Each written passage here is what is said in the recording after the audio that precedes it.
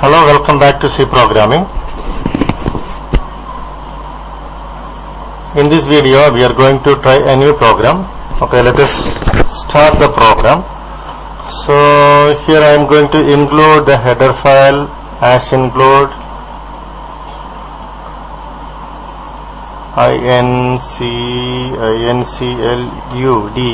include include stdio.h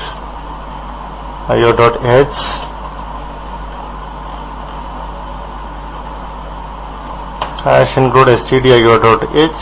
stdio.h is a header file used in C program, and this should be used in C programs if you want to use the standard input operations to be used in the program. And these header files are having the usual prototypes to use those functions. stdio.h we are using for using scanf, printf and many other functions and many constants in our program. Similarly, we use conio.h. conio.h stands for console input output header file. Some other console input output, the input output to the monitor and the keyboard operations. For example, the functions like clrscr and getch and many more functions are prototyped in conio.h. Okay, this is the main function in our C program. Every C program there will be a main function, and that will be the entry point in our program. So it is when it is started executing, or when the program is being loaded into the memory, the main function will be the entry point into the operating system for its execution. Okay, here in this program I am going to declare a variable int a. Okay, it's a variable in the sense, if you are declaring a int a integer variable, the variable will be of the type integer, or it will be having a size integer data type.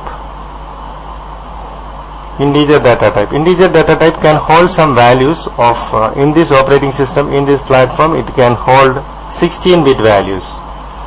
There are two type of integer. One is signed and another one is unsigned. Unsigned in the sense it will be having only the positive values, and signed one will be having both positive and negative side values.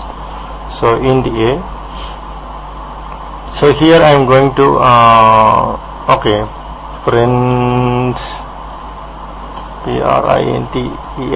printf. Here I am going to print a message, enter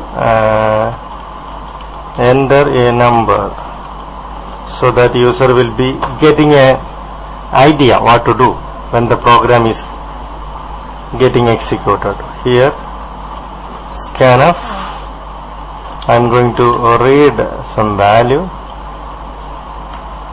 into the variable a. So of course the variable a is of integer type and %d, comma, I am going to give a here, a.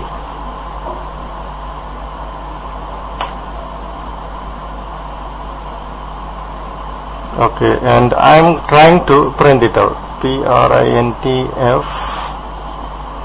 Of course there are some errors in the program. We will see what is the response of the program, and we will debug it, and we will solve the problems one by one. So I am going to print the value of a, and here again, because it is integer type, I am going to give %d. Okay, for the smooth vision of the output, let me give getch here, so that it will be waiting for the user to give a response after seeing the output of this program. Let me clear the screen, clrscr. So the program is done, and let me see. Okay, let me give the name of the program. Okay, as let me name it as pointer.c, pointer.c, whatever I have given, just a name, pointer. So this is a program. Let us try it out whether it is working or not. Control F9, enter a number. I am going to give 1, and I entered. It is giving some wrong value. So there is something wrong. Let us find it out what is wrong in this program. So here scanf %d and comma a I have given. That means something wrong here, I suppose. Let me try an ampersand here and try it out. I'm going to enter 1. Okay, I'm getting 1 as displayed. So ampersand is required along with the scanf function. The reason is we are going to read the value into the address location in the memory of the system where the data value of A is going to be stored. So this ampersand operator is called address operator.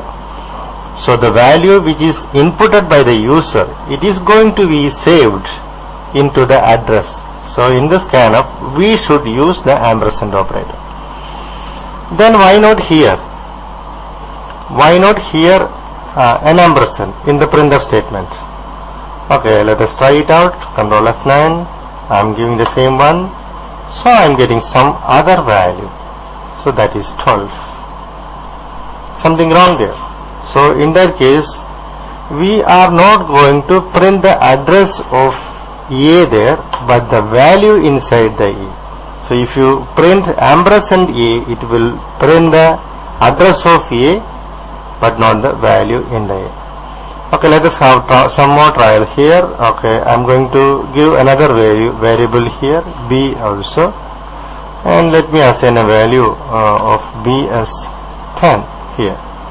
So here %d I am going to print here, then one more %d A comma B. So in this program we want to get both the answers. Enter a number. Here I am going to enter 5 for A, and default value which is given for B is 10. So 5 and 10, both the values got printed.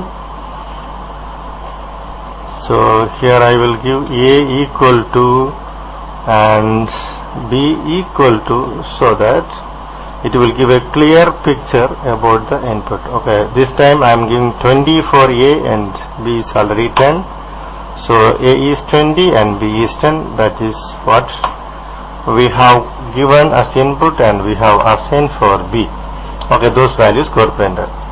So suppose if I am giving an ampersand here and one more ampersand here, and if I run this program, it is asking me for the number. I am giving 24A, B is already having 10 there.